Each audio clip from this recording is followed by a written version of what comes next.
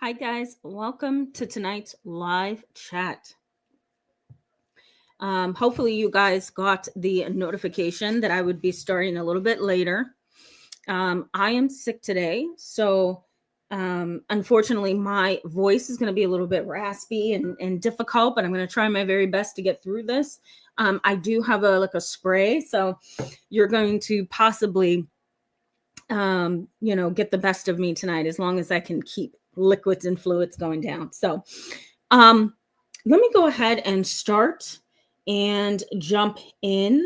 Let me see what's going on here, because I've been having some issues with YouTube today where none of my premieres, none of my videos, none of my live chats are being announced to you guys. So I'm not sure what's going on there. But I do see some of you signing in. So hopefully, excuse me, hopefully the rest of you will be able to join us. Today's conversation is about the psychology of the self-righteous family.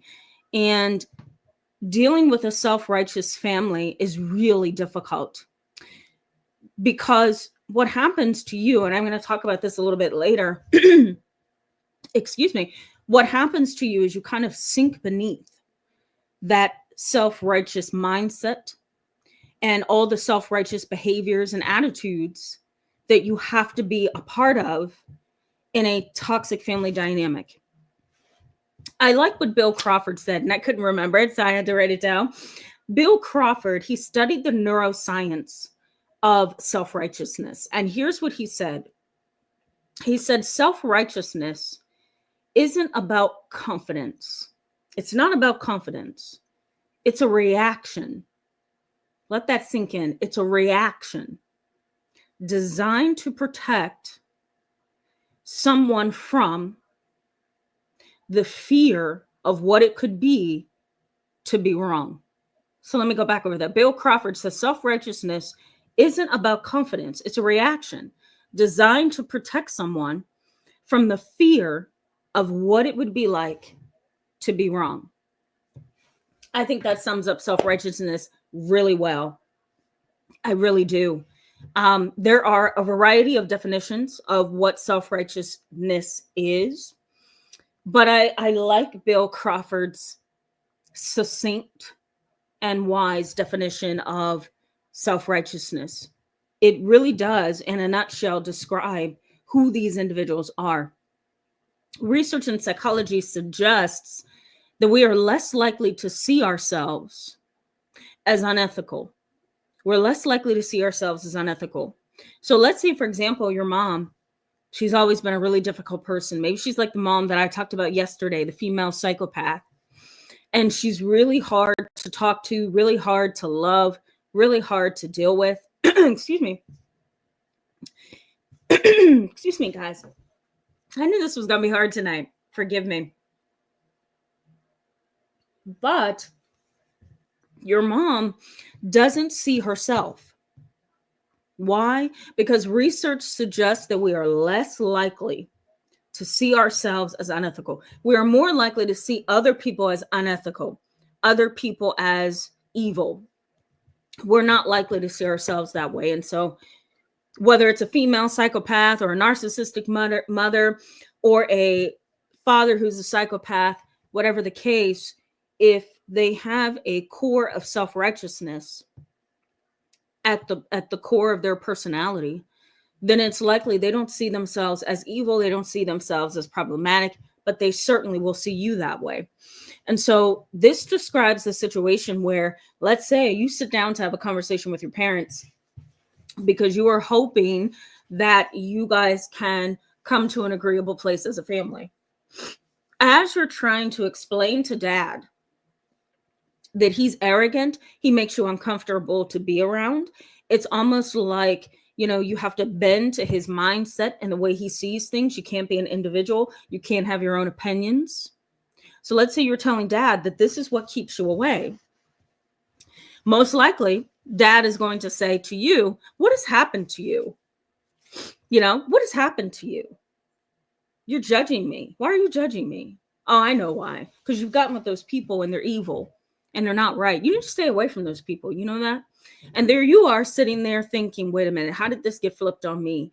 Part of that is because research suggests that other people may not see themselves as the problem. They're more likely to see you as the problem. So you get kind of marginalized. You know, going back to yesterday's conversation, it is family member marginalization, and happens there, you know. Let me also say too, and I'm going to drop some new terms. I was trying to think if I wanted to do that, but I think I will. A lot of you are probably wondering, what's the difference between a self-righteous person versus a narcissist? And how do we know the difference between the two? The answer is more complicated than we think, but I'm going to go with the less complicated version of the differences. Really, there's a holier than thou disposition in a person who is self-righteous. If you have, for example, a father, your brother, or maybe your sister or your cousin who is coming against you, judging you on every front, doesn't seem to care about how they're hurting your feelings or making you feel less than. If you have somebody like this, and yet their mood kind of fluctuates. They're not self-righteous all the time. There may be times when they are very caring. There may be times when they are humble. And so that's what kind of sets apart narcissism from self-righteousness. Self-righteousness really is moral superiority.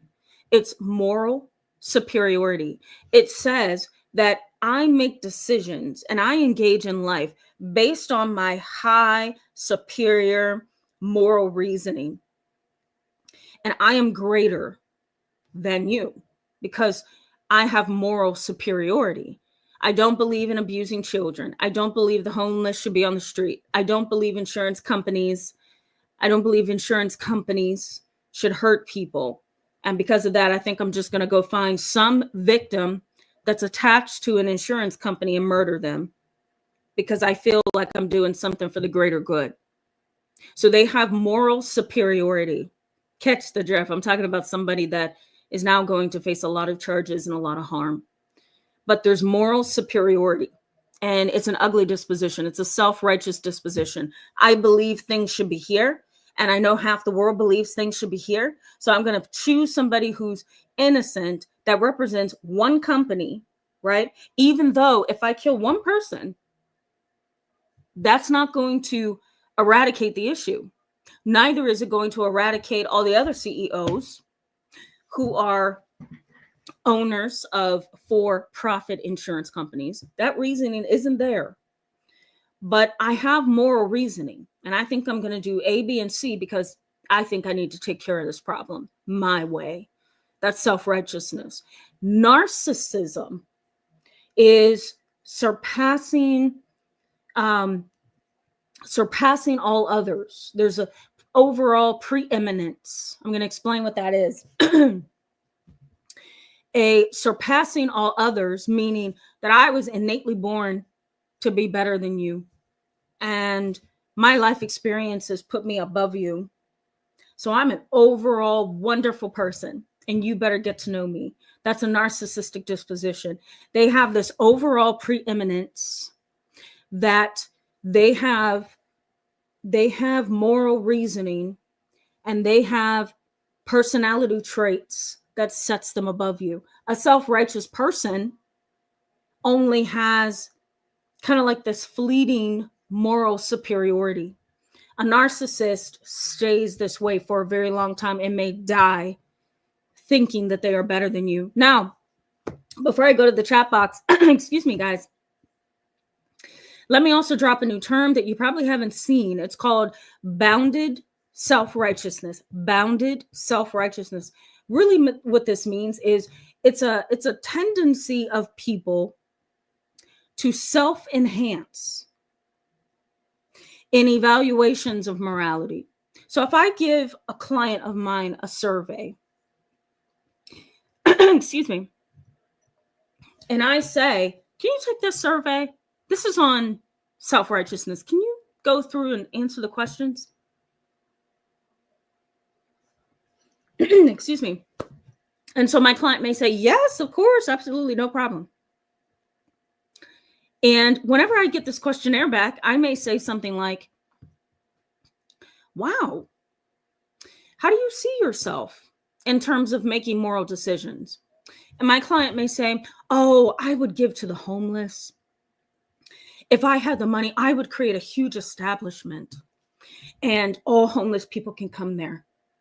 I would definitely work for the homeless day in and day out because that's my duty. And on top of that, I would open up a whole center for abused children. I would donate animals, and the list goes on. Okay. It's called bounded self-righteousness. It's a self-enhancing view of oneself when you are evaluating your moral qualities. Does that make sense, guys? So it's almost like this self-righteous disposition says, oh, I would be there for the whole entire world if I could. And it's not saying, excuse me, it's not saying that I want to help people. That's far from the truth. It's I possess a quality that I believe the whole world needs. And so because of that, I'm going to rate myself on this questionnaire as being more moral than everybody else. And that's an ugly disposition, right?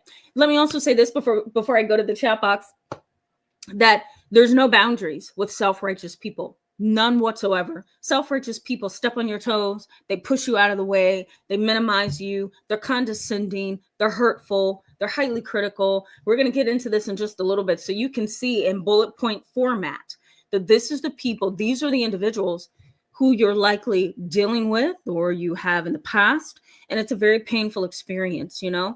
It's not narcissism. It's in its own category, you know. And I want you to kind of think of it this way. Narcissism is not, I'm holier than thou. That's not it. Narcissism is a pervasive, chronic pattern of behavior that has been with that person for a very long time. Neither has it shifted. It hasn't, been reduced, right? It's just this constant chronic pattern of how a person sees themselves. And self-righteousness is this kind of quality that says, I vote myself as being the best person to do A, B, and C. I am holier than thou. I am holier than you because I feel this way. I've done this. I can do that. I have, A, B, and C at my disposal.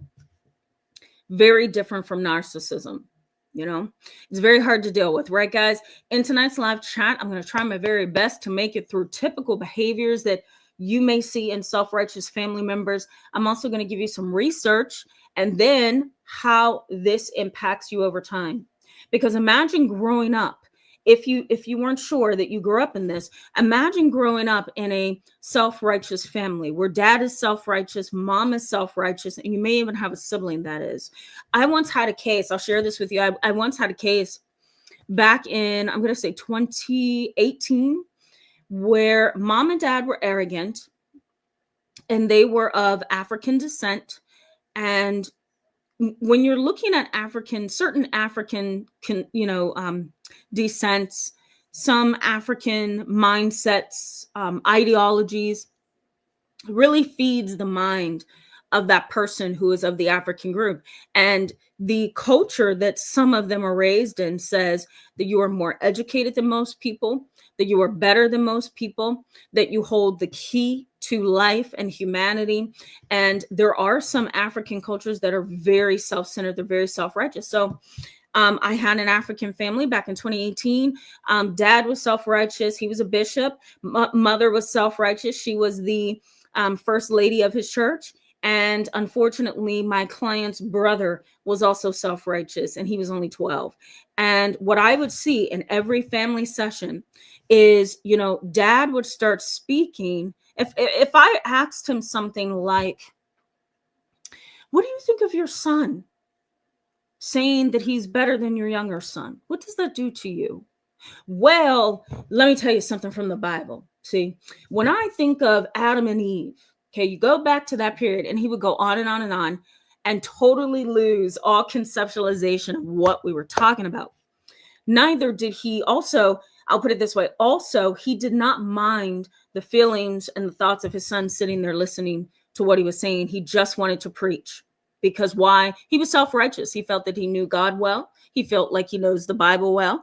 And, you know, we're not going to talk about feelings. We're not going to talk about what's wrong or what's right. I'm going to relate it to the Bible. And I want everybody to hear how much I know about the Bible. Boom. Dad was self-righteous. Mom, same exact way.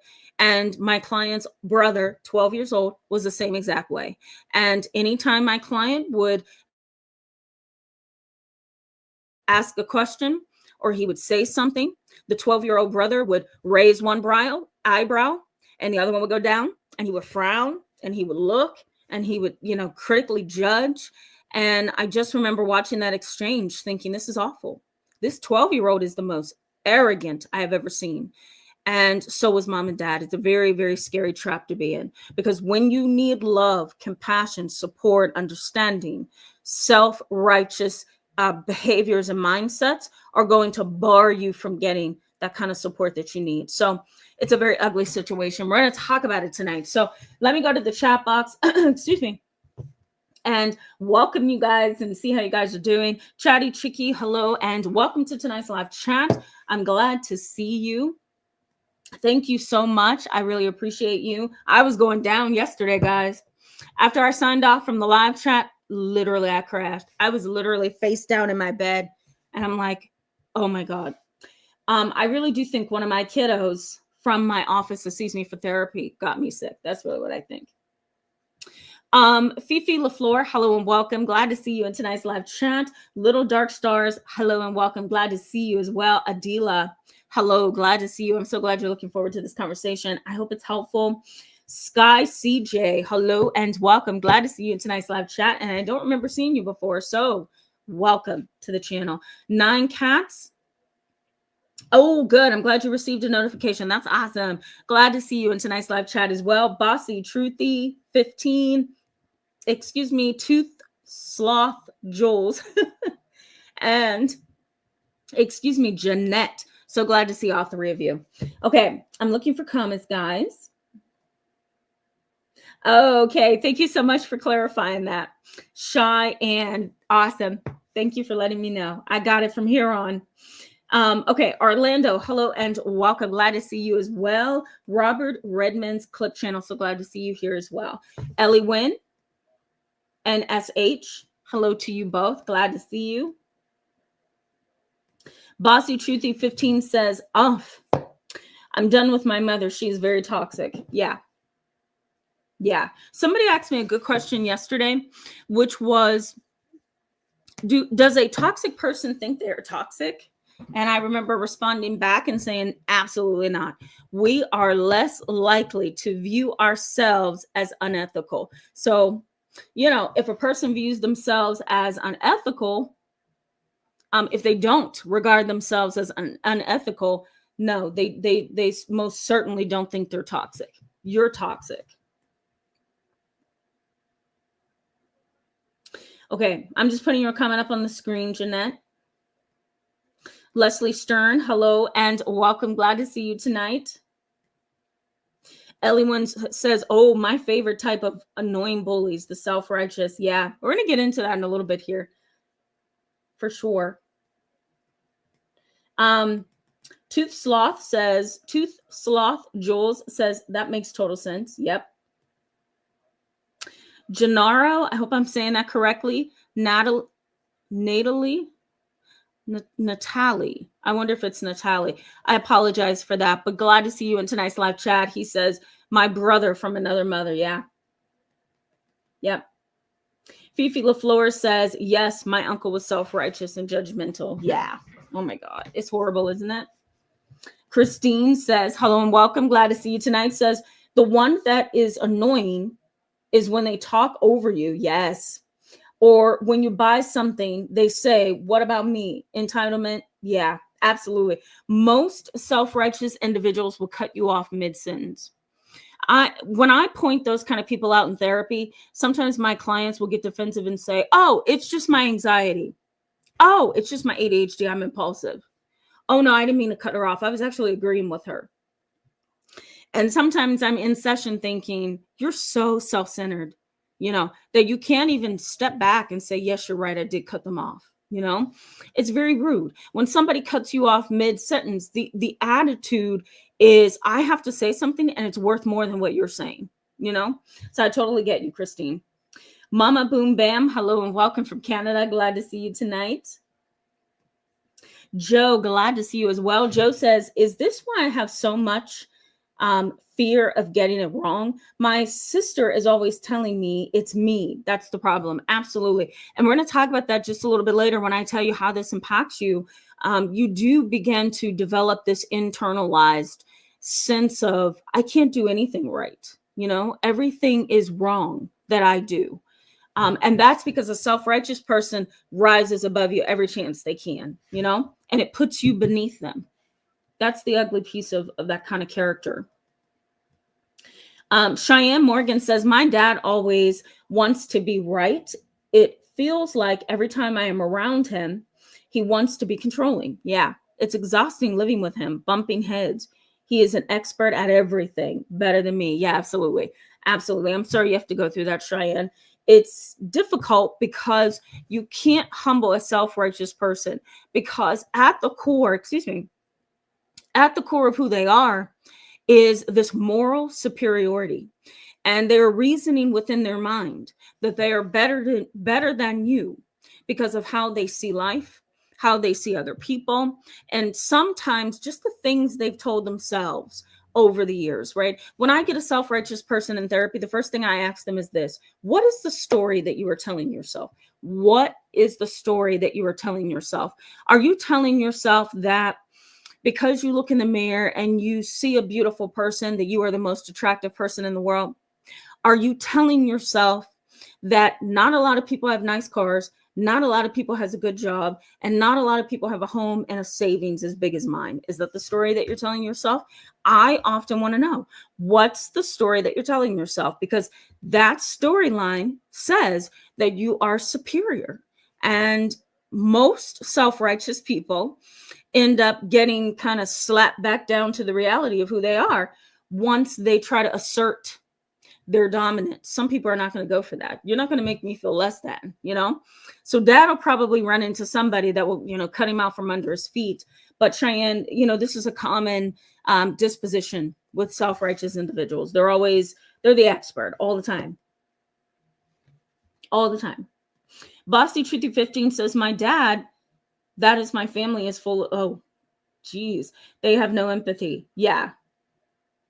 Okay. I may have to delete that one because of the profanity. Yeah, we got to be careful, guys. YouTube is really cracking down on it. Zeus Cleopatra, nice to see you tonight. Welcome to the live chat. Says, parents should have been humble and sit down. Now they will feel the wrath of God. Ooh, yeah. Something's going to come against them, and they're going to have to be humble. Starburst, hello and welcome. Glad to see you in tonight's live chat. Always glad to see you.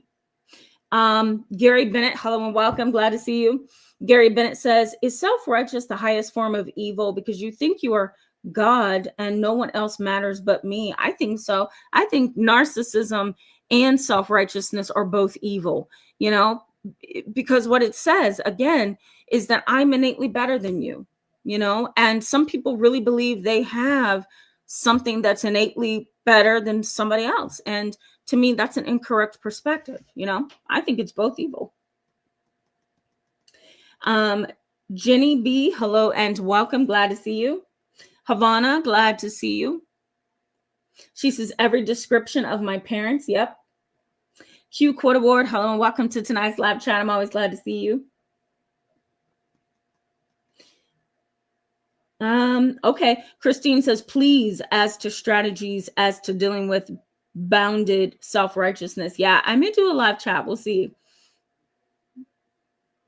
Oh, thank you so much, G Major. I appreciate you. Yeah, thank you so much. I rarely get sick, but when I get sick, I am down. Excuse me. Okay. One more before I go back to the content. Queen Common Sense, hello and welcome. Glad to see you in tonight's live chat. Queen Common Sense says, my sister is very self-righteous. She had the nerve to tell my mother that she knows she is a better person than me. Ugh. I had no idea that we were having a contest of who is better. Yeah. She's incorrect. And she's incorrect to even put that out there. You know something is wrong with her. I'm actually going to go back to the content on this one because we need to know what the typical behaviors are, right, guys? So here's the typical behaviors, and research backs most of this because most self-righteous people are in a bind. And the bind that they are in is that they believe innately that they are better than you. And a lot of their behaviors are, speak loudly. I'll put it that way. A lot of their behavior speaks loudly. And sometimes they're so foolish that they don't even see that. Just the way you stand, just the way you hold your head up high, just the way you walk sometimes, just the energy that you bring into a room can say, I am better than you. I'm holier than thou, So here's what research says. Most of these individuals interrupt you mid-sentence. That's number one. Most individuals interrupt you mid-sentence. What you have to say doesn't matter. What I have to say, it matters a whole lot. Highly critical, people-pleasing, and judgmental tends to be the kind of attitude that they lead with, I'm highly critical of you. Why are you wearing those shoes? Why are you wearing that shirt? Why don't you do your hair better? Oh God, don't put those nails on. Oh my God, don't wear those shoes. Why are you saying that? Don't talk like that. We didn't raise you that way. Highly critical. And research does suggest that a highly critical mother, we're not even talking a father, mother, can truly lead to mental health challenges throughout the lifespan. So if you grow up under a very critical mother, a very judgmental mother, research suggests that you may experience mental health problems throughout the lifespan. Depression, anxiety, OCD, obsessive compulsive disorder, and sometimes even OCPD, obsessive compulsive personality disorder. We'll get into that a little bit later. They are never wrong. They are never wrong. And if you point out what they've done wrong, then they're going to run to, I'm being harassed. I'm being stalked. I'm being bullied. This is how they do it. They don't compromise. So they're uncompromisable. They don't like to collaborate at all. They see themselves as having a superior mindset. So why would I get into a group with you when I am better than you? Why would I hold your hand in this way, if I'm better than you? So a lot of them do not like to compromise, and a lot of them are uncollaborative. They're not going to collaborate with you. They also have this attitude of the world is against me. The world is against me. I'm not the issue. It's the world that doesn't accept me. Remember yesterday, guys, when I talked about psychopath moms or mothers, I said that they kind of live in an Alice in Wonderland in their head. And Alice in Wonderland mentality says, I'm in this world that everything revolves around me. And so if you're going to be a part of my world, you have to play by my rules. And that's kind of the self-righteous disposition as well. The world is against me. I'm not doing anything wrong. I'm not coming off as arrogant. I'm not coming off as I'm superior. I didn't say anything wrong. I didn't do anything wrong. I would never do that, right? There's always this world against me kind of mentality. And a lot of people who are self-righteous, they also have this you should like me complex. I once had a client, and she was a female. I'm going to say back in 2020 when we all went through COVID. And I remember where, I kept watching the news. I'm trying to figure out, do I need to close my practice doors and put everybody online? How is that going to shift my business? It's a private practice, it can really shift you and destroy your life. So I'm trying to figure that out. So I met with her first session and I said, I think we're going to end up going teletherapy just to keep everybody safe. There's this new virus. We're not really sure what it does. I just know that we need to be smart and wise. And she says, I don't want to go online. I don't want to go online. And you're the only private practice still in business in my area. I can't go online. Can you just stay open for me? Like, I'll pay you extra. And she was very adamant that I was not to close my doors because it would put her in a bad disposition, or it would put her in a bad place. She felt like her husband would hear her, her children would hear her. I get that. But her self-righteous disposition said, you should do things my way. And you should do things my way because I'm here every week. I was seeing her twice a week, every week, just because she, had a suicide attempt. So I was nice enough to say, look, I'll see you Monday and I'll see you Friday. Let's do that for a couple of months to get you stable again, And she had this disposition, like, I'm better, I'm holier than all these other people in this practice, and I'm asking you, I'm begging you to keep the doors open because I feel better when I'm coming in versus being online. That was a very self-righteous disposition. Also had a male client who was a teenager around that time, and he had just turned 13, and he didn't want to hear anything his parents had to say to keep him safe, and part of it was self-righteousness. I'm smart. I can make decisions on my own. I feel like I'm mature, and I feel like I don't need you, mom and dad, to tell me that I can't buy a gun and have a gun in my bedroom. That's what he wanted. He wanted a gun, and he wanted to keep it in a glass. I don't even know what you call those things, a glass cabinet. He wanted to put a light under it. And we're talking about like a military kind of weapon. We're not talking like a rifle. Okay. And his parents said, absolutely not. What did his self-righteous behavior do? Caused him to go online, pay somebody under the table, get the gun, buy the cabinet, put it in his room. And his parents found out that he had it in his room for months. Excuse me, self-righteous disposition says, I'm better than you. So you ought to follow what I think you should follow. You ought to follow me, because where I'm going, that's the way you need to be going. Lastly, let me also say in this category that, and I think I may have mentioned this earlier, but I didn't explain it. There's kind of like this, you should like me complex. You should like me. Oh, you don't like me? That's a problem. So now I'm going to get angry with you. Now I'm going to be resentful. Now I'm going to treat you less than. And now I'm going to walk around you angry all the time because you don't like me. I can't understand why you don't like me, because I'm likable. You should like me complex. And a lot of people who are self-righteous, according to research, have that disposition. Okay, before I go back to the chat box and then give you guys the final piece of the live chat, let me highlight some research, okay? Research suggests that when a self-righteous person has to evaluate who they are versus who another person is, they tend to vote for themselves more often. They also tend to give themselves a higher rating than they are another person. Why? Because their attitude is, I'm a likable person. I'm a wonderful person. What's your problem that you don't like me? So, excuse me. So most self-righteous people will, what's the word I'm looking for? They will vote for themselves over other people. And they will also give themselves a higher ranking than other people, if, let's say, they're doing a questionnaire or something like that. Excuse me, guys. So that was one research study. Another research study says that there are some people who believe that there's evil in the world, but because they are self-righteous and they feel religious and they feel like they do everything right, they vote in a sense to kind of tag everybody else in the world as evil, because for them, they are an angel. For them, they're the better person. For them, they have what you should have.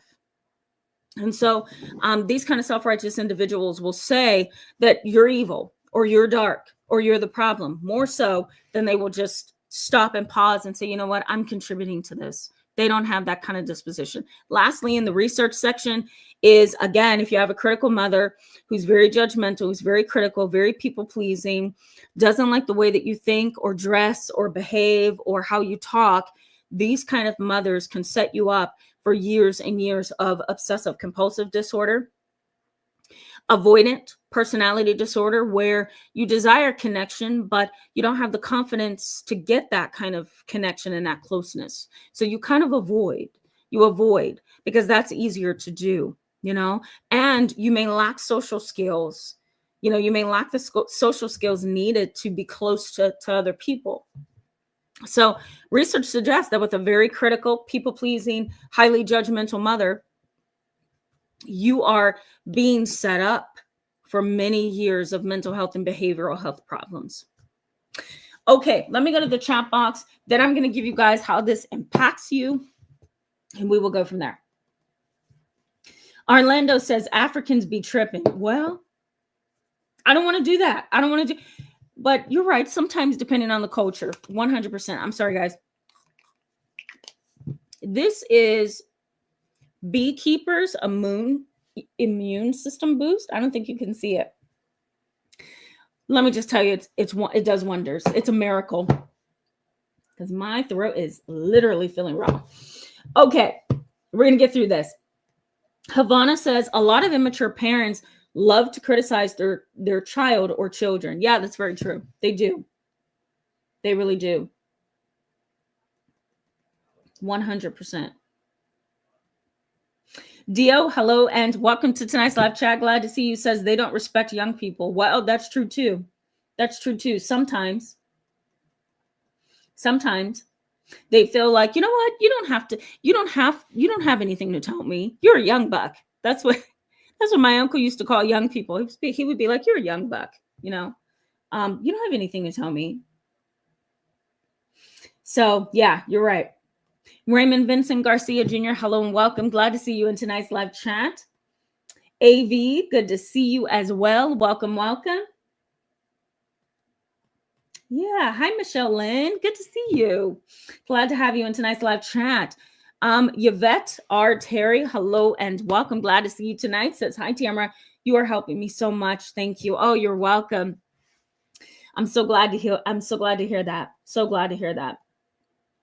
Queen Common Sense says, sending healing. I had a horrible bug also. Definitely something nasty going on. Yes. Oh my God. And thank you. Thankfully, you are much better as well. Thank you, Q Quote Award. Yes. Yes, I certainly will. I promise. Thank you so much for that. Thank you. Thank you. That's so kind. God is love. Hello and welcome. Glad to see you in tonight's live chat. Very much appreciate you for that. That's what these immune shots are. It's like zinc in here. I don't know. I just want something to work. You know what I mean? I'm like a big baby when I get sick. I'm so glad to hear that as well. So glad this is helpful. So glad. Thank you for letting me know that. And thank you for trying to help me. Tammy Nicely, hello and welcome. Glad to see you back in tonight's live chat. I'm looking for comments, guys. Bear with me. Pub Giant, I hope I'm saying that correct. Hello and welcome. Glad to see you. And I don't remember seeing you before, so welcome. Pub Giant says, self-righteous behavior is a way of insulting yourself, being wrong in your own mind. That is a good way to put that. Absolutely. Yeah. You are kind of insulting yourself, aren't you? I agree with that. I agree with that. SH, hello. Good to see you. I think I welcomed you. Sunshine and Beauty, hello and welcome. And thank you so much for that. Glad to have you here. Chill Mill, hello and welcome. Glad to see you. Welcome to the channel as well. Chill Mill says, I got some hand signals that we do in the practice of healing circles I facilitate that can help disarm people who cut others off. Oh, wow. Okay. That's interesting. I'll have to look that up for sure. Lewis Martin, hello and welcome. Glad to see you and welcome to the channel. I don't remember seeing you. Lewis Martin says, as a survivor of narcissistic abuse and epic smear campaigns, while I called it out and have been healing, I find myself misunderstood, so I can lose patience and talk over those who just don't get it. Yeah, I totally get that. Oh yeah, I totally get that.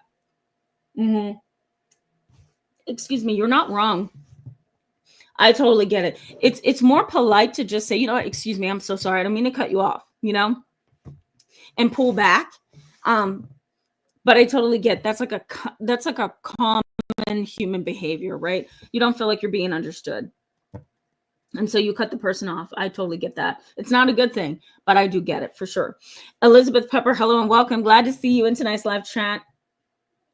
She says, my family is so covertly narcissistic that I still struggle to see the self-righteous. Yeah, it is very confusing. Very much agree with that.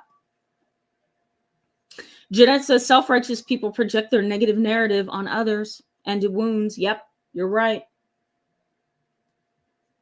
Cute Quote Award says people have been cutting me off in mid-sentence all my life. Oh, that's hilarious. That's hilarious. I'm so sorry. So I've realized that I jumble everything in real fast. Yes. So I can get it out. And sometimes it doesn't make sense to folk what I'm saying. Yes, I totally get that. I do. I do. Oh boy. Yeah, I'm sorry to hear that. Sunshine and Beauty says, how can I tell if it's me or my sister that is the problem? Oh, that's a good question. There's really no way to see that, you know, other than to build self-awareness, really watching your own behaviors and asking yourself, was that okay? How could she have felt if I did A, B, and C? You know, really evaluating yourself versus your sister and looking for the truth that there's empathy on your part, you know? So you can do it that way. Other times I often suggest a therapist, somebody who can kind of walk you through, walk you through your situations. Juby Joe, glad to see you back in tonight's live chat. Hope you're doing well. Kimberly Gladden says, I have lots of family and relatives that are busybodies and too self-righteous. Yeah. That's why I'm very, very private and discerning and tactful and discreet about everything they say and do. 100% my kind of girl. I agree. I do the same exact thing. Raymond Vincent Garcia says, I had those feelings of being small and wrong all the time. Then when I gained more confidence and growth, some of my family got louder and hostile because I wasn't letting them destroy my healthier me. Yeah, I totally get you. Totally get you. Sometimes you do get tired and you're like, you know what? Forget this. I have to stand in myself. I have to stand as the person that I am, not the person you think I am. And that can cause a lot of family drama. Yeah. Yeah. Okay. Sorry, guys. I'm just looking for more comments. Drawn, I hope I'm saying that correctly. Hello and welcome. And welcome to the channel. I don't remember seeing you before. Drawn says they are cliquish. Yeah, I don't like that either. I don't like that either. Axe the Edge, hello and welcome. Glad to see you from Barbados. Very nice. Good to see you. Thank you, Raymond Vincent Garcia. I appreciate you. Thank you. I'm going to do that as soon as I get off of here. Okay. G, hello, G. Glad to see you in tonight's live chat. Okay, just looking for a few more comments. Jeremy Robinson, good to see you back tonight, says, I was wondering if you are going to do a video on narcissistic enablers. No, but I can definitely add that to the mix. I can definitely do that. Thank you for that. I'll definitely write it down as soon as we get off here. Okay. Fifi LaFleur says, there was a Christian man who prayed for me when I was very sick. He dropped me like a hot rock when I didn't attend his friend, my uncle's funeral. My family and uncle are very self-righteous. Yeah, I'm so sorry. That's not a good thing. You know, you have your personal reasons for doing things, and you should have the right to assert yourself in a way that you feel that you need to assert yourself. Nobody else has the right to tell you that you did something wrong. You know, nobody has the right to stop talking to you just because you've made a decision that you felt was the best decision. Funerals are complicated, you know, and sometimes, you know, you can't go, or you don't want to go, or you don't feel close enough to that person to go. Whatever the case may be, that's your right, you know. And for me, it's really self-righteous for somebody to get upset with you because you've made a decision. Tammy Nicely says, my mother was highly critical of me. I couldn't do anything right, her way or the highway. Yes. Yes, I do remember you kind of telling me that, Tammy Nicely. Yes, absolutely. Juby Joe says, my father, when I was young and he would leave me alone, told me not to bother people we knew because they don't want you to. I get you. I think I understand what you're saying. Yeah. It sounds, GB Joe, like he had a complex of some kind, you know? You know? Gifts, animals give us. Hello and welcome. Glad to have you and welcome to the channel. Good to see you. Gifts, animals give us says, this sounds like my brother who said he doesn't believe in mental health, but won't talk about the abuse we endured growing up. Yeah, absolutely. Yep. It's kind of like I'm not going to go into this painful stuff, painful things, because I don't want to open that door. And I totally get that. But at the same time, he does need to open up when he can. Fairy girl, hello and welcome. Always glad to see you in a live chat. Good to see you. Okay. Orlando says crazy mamas drive a lot of people crazy or on dope or dead. Yeah, well, that's true. That's true. And there's research to back that up. Too much wit. Hello. I love that. Good to see you. Welcome. Odd and out. Good to see you. Welcome. Okay. Joe says, what are the causes of people being self-righteous? Good question. Some of it is a lack of self-esteem, a lack of personal identity, a need to want to be accepted or approved of. Research also says having a critical mother and a judgmental mother, as well as father, can lead you to, over time, kind of take on those same characteristics. It's almost like the son who was always judged by his father to be weak and to be unintelligent and to be, this little boy who doesn't know how to be a man. Those kind of men often grow up under these harsh fathers, and they become just as harsh, if not worse. So there's a lot of reasons for why people become self-righteous. Some of it is also a fear of being wrong, a fear of having to learn more. If I hold my head high and say I know just about everything, nobody's going to challenge me, right? So there's a lot of reasons why. That's also the difference between a narcissist and a self-righteous individual. A narcissist doesn't care what you think. A self-righteous person often is puffed up and sat up on a false reality under the bottom. You know what I'm trying to say? And, they believe that they are the cat's meow, if you will, just based on a need to protect their ego. Narcissism is a little bit different than that. I hope that made sense.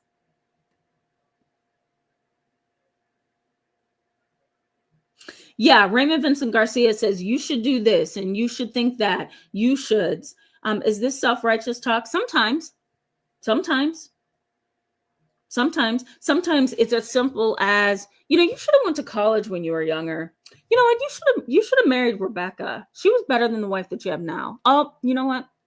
You should have taken your time. Don't have kids yet. So yes, it can be very highly critical indeed. Queen Common Sense, thank you so much for that. Yeah. And I'm glad to hear that. That's wonderful. That's humbling. Thank you for that. Nancy R says, can a narcissist have a self-righteousness? That's a good question, Nancy. I don't think there's any research on self-righteousness and narcissism, but can those two things go hand in hand? Most likely. Maybe a self-righteous person got so hurt, because who wants to be around a self-righteous person? I once had a client who was so self-righteous, he couldn't make friends anywhere. And he would come to therapy with me and sit in front of me and say, why don't people like me? Well, let me just think. You're rude. You're arrogant. You're dominating. You want to be better than everyone. You have a confidence complex. You want to look better. You want to sound important. Nobody wants that, right? Most people are attracted to authenticity, not that kind of plastered disposition, So my client became, I think, arrogant over time. And thank God I'm not counseling them anymore, but I do think that they became narcissistic over time. So maybe those two things can go hand in hand. I'm not sure what the research says on that, though. Okay.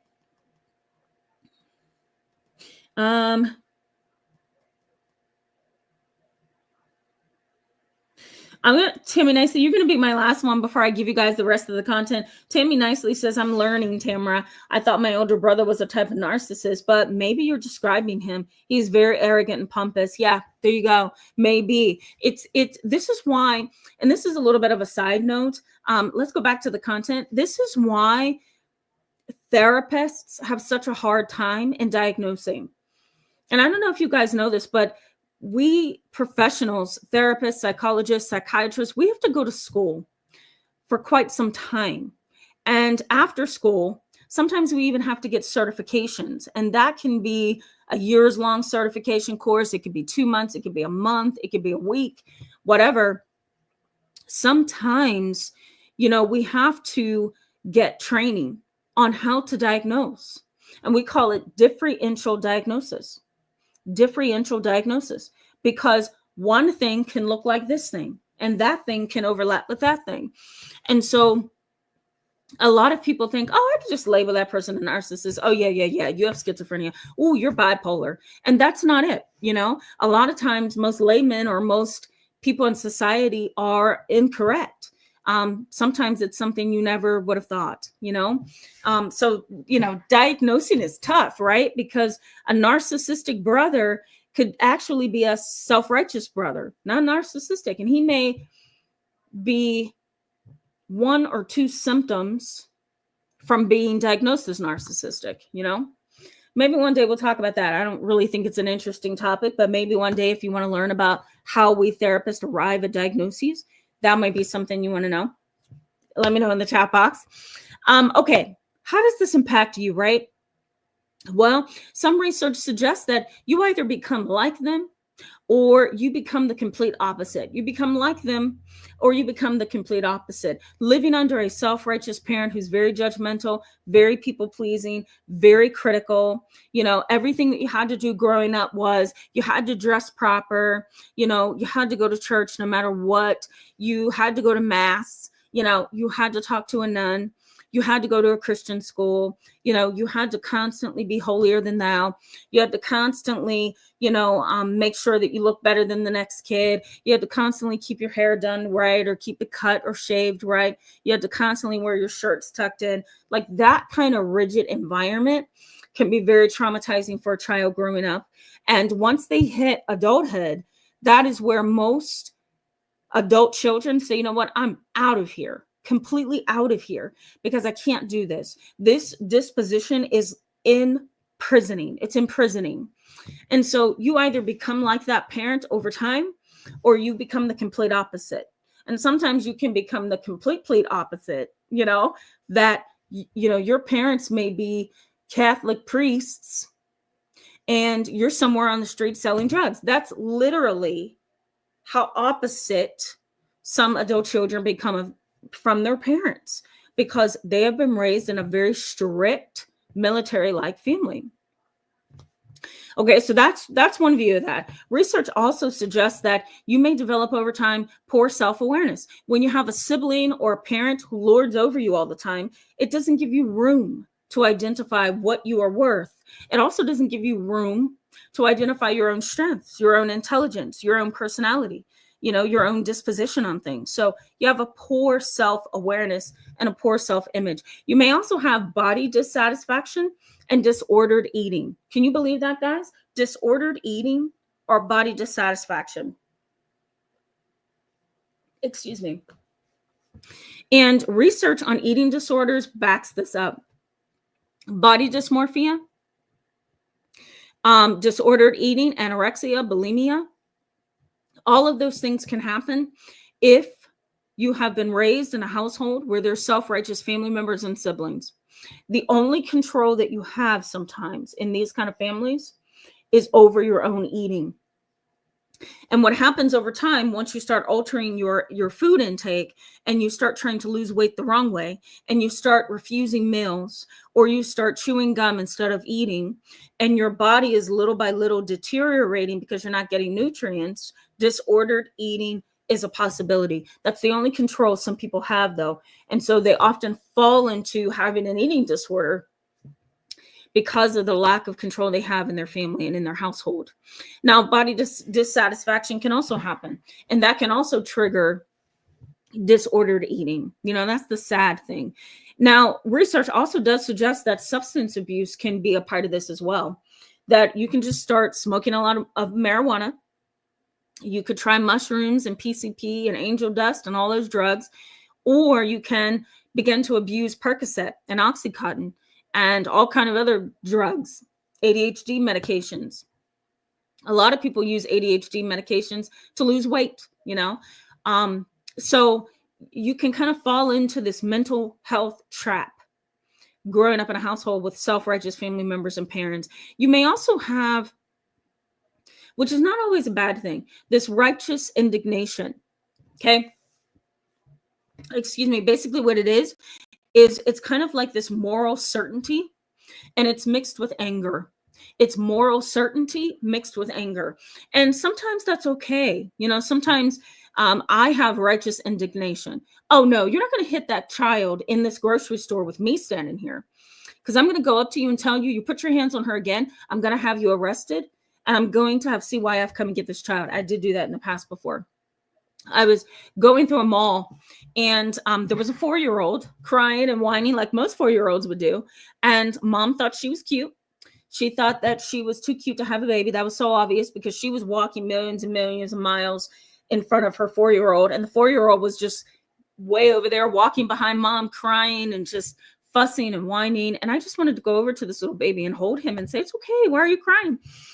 But this mother turned around, flipped her hair around. She was all dolled up, had nice nails on, and shorts way up the wazoo. And you can tell she's not about her 4-year-old. And so, yeah, I had righteous indignation. I told her, you can't walk so many miles ahead of your 4-year-old. Okay, that's inappropriate. What if somebody would snatch him up? You would never know what's happening because you're so many miles ahead of her, ahead of him. And she just looked at me like she was shocked that I was even addressing her about the issue. But I let her know, either you tighten up the distance between the two of you, or I'm going to have Child Protective Services check into how you're parenting.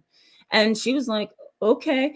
And I saw her, I did a lap in the mall, and I saw her, and she was better. She was better. So righteous indignation can actually be an educational moment, but sometimes righteous indignation can really be an internal need for you of really protecting your ego and protecting kind of, what am I trying to say here? Protecting your mind in a sense, right? Because if you're in a household where everybody feels like they're superior to you, sometimes the only control that you have is to correct what's going wrong all around you. You know what I'm saying, guys? So sometimes righteous indignation can be good. Sometimes it can be negative. High levels of self-criticism can also hit you. Research in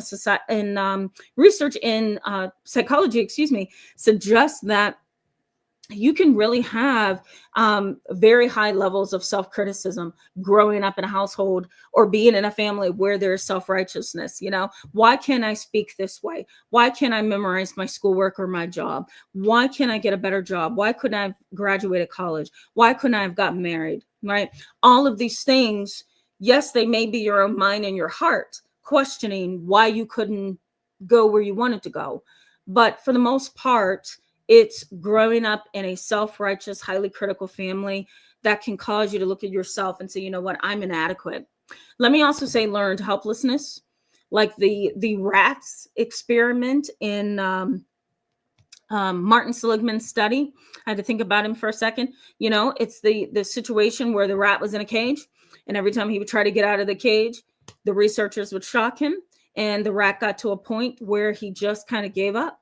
And he said, you know what, I'm not going to try to get out. What's the point? I'm just going to get shocked again, And so he kind of went over into the corner of his cage and sat there in a defeated disposition. So you can develop learned helplessness. And lastly, before I go to the chat and we wrap up, you can also experience a lot of obsessive compulsive disorder and symptoms, and a lot of symptoms of obsessive compulsive personality disorder.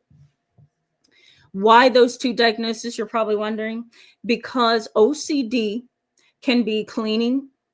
It could be disorganization. It could be a need to line things up a certain way. It could be organization. I need to keep this blue pen next to this red pen because when they're not together, this whole thing of pens looks wrong.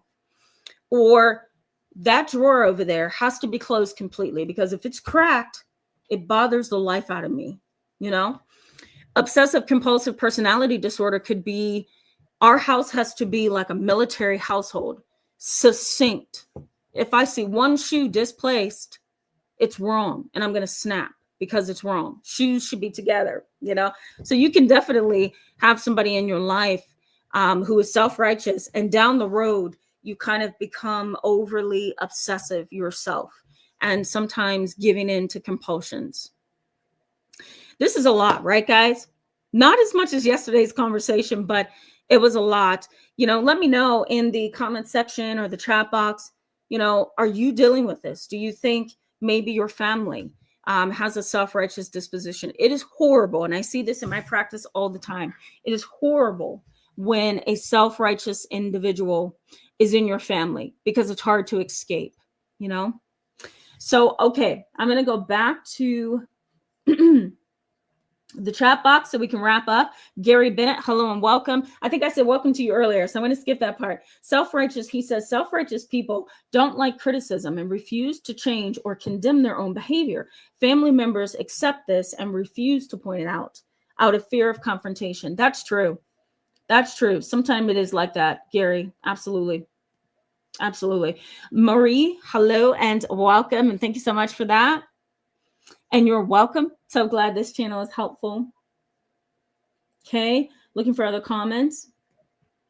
Jeremy Robinson says, this sounds like my mom and most people in my family. I remember when I went to the doctor for a checkup, the doctor said that he wanted me to change my eating habits. She spent the whole time arguing. Oh God. Yeah. Excuse me, guys. 100%. Yeah. Sounds like a mom that's not humble enough to take good sound advice. She's got to be the one that has the brains, right? Jeanette says self-righteousness and unhealthy behavior. So true. Thanks for choosing this topic. So much truth to this. Yes, you're welcome. Absolutely. Destiny One, hello and welcome to the channel. I don't remember seeing you. Good to see you. Destiny One says, it's so sad that we have to research and go to therapy our whole lives due to people not wanting change. Yeah. Due to people not wanting change, due to other human beings having problems that they never got rectified, due to other people having substance abuse problems and mental health challenges, personality disorders, the list goes on. Totally get that. It sounds like frustration on your part, and I totally get that. Totally get that. T Mac, hello and welcome. Good to see you. Okay. April, I don't remember seeing you. Oh my goodness, not tonight, YouTube, please. April, good to see you. Welcome to tonight's live chat, and welcome to the channel. I don't remember seeing you. Corinne, is this Corinne? I hope I'm saying that correctly. Shanta. I apologize for that. Welcome. Good to see you. Corinne says, can self-righteousness be intertwined with racism and sexism? My white adopted father has a lot of traits you have brought up, but they were only directed toward Black women and other women. Oh, I don't really know. I don't know the racial piece of this puzzle. You know, sometimes for those who are highly judgmental of other cultures, that can be a dynamic. We have no information. Did you hear that? No information on the relationship between race, sexism, and self-righteousness. None. Okay. That goes to show you how behind we are in this field. We do need to be able to research that, though. I can say that the act of looking down on people because they're from a different race is self-righteous in and of itself, right? Because the attitude is, I'm better than you because this is what my skin shows and yours doesn't. And for some reason, I feel like that makes me up here and you down here. There's no science behind it. There's no research behind it. You've got too much melanin in your skin. And so therefore, because I don't, I'm more important. That is very self-righteous. So we can say that's self-righteous, but in terms of research, no. Oh my God, Adila, thank you so much for that. I have to go get my phone. I'm going to take a snapshot of this. Thank you so much. I really appreciate you. Thank you. I'm definitely going to try it. Thank you so much. Olive Olson, glad to hear that this is really good. Welcome, and welcome to the channel. I don't remember seeing you. Good to see you. Okay, guys, I'm just going through to see if I missed anyone. Cheyenne, thank you so much for joining the channel as a member. I really appreciate you guys for doing that. A lot of you are joining as members, and that is so good. Thank you so much. It allows me to continue to give you this content, and it's truly building a community. So thank you so much for that. I'm so sorry. Here we go. Okay, let me keep going, guys. HSR 1986, hello and welcome. Glad to see you in tonight's live chat. I'm going to keep scrolling. Okay. Takina Owens, hello and welcome. Good to see you and welcome to the channel. Pamela Logan, yes. Oh, thank you so much for that. And I'm so glad that you could join us live. Monday, I'm off from work, okay, guys, until January. And so you're going to see me Monday and Tuesday. And I don't know, depending on how I feel, I can do a live chat on Tuesday. So stay tuned because we have some really good stuff coming up for next week. Those are the final two videos and live chat on this channel before January. So, oh, yes, absolutely. Thank you so much, Robert Redmond's Clip Channel. Good to see you. It always is. Okay, guys, we got to go. Ronald Zion, good to see you. And you're right. Yes, these people can rob your inner confidence and esteem. Yes, very much agree. Very much agree. Okay, for those of you, oh, thank you so much, Raymond Vincent Garcia. You're welcome. Merry Christmas to you. We're going to pause on him. Thank you so much, guys, for being with me this weekend and putting up with my sick sounding vocal cords. I will hopefully see you Monday and Tuesday. But I really appreciate you making every live chat so therapeutic, not only just for everybody in the chat box, but for also for those people that are not posting comments, you know? So, okay, guys, I hope you have a wonderful Saturday. I'll see you soon. Bye-bye.